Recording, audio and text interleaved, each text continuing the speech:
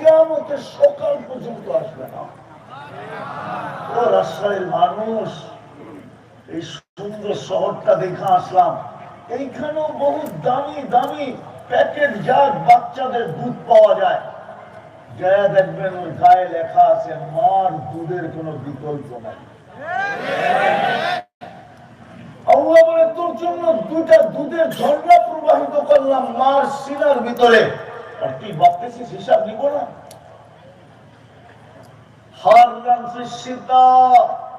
শীতের ছোঁয়া লাগতে দেরি আমি ছুটে আসা গরম করতে দেরি করি নাই।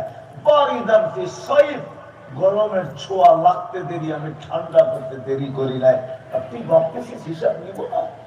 এটাই তো কোরআন বুঝাইতে চাইতেছে, আফাহাসিবতুম আন্নামা খালাকনাকুম আবাস।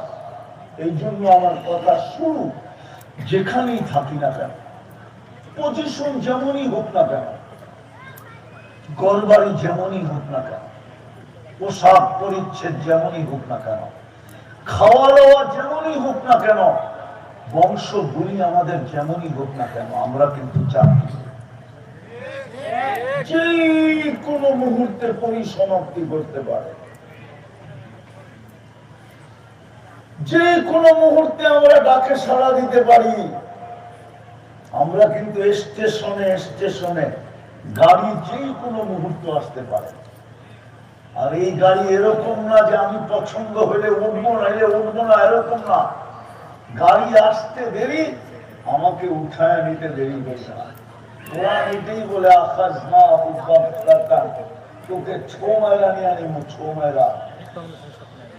আমি যদি সমস্ত প্রযুক্তি দিয়ে প্রতিবন্ধকতা সৃষ্টি করি, তো কোরআন 1400 বছর আগে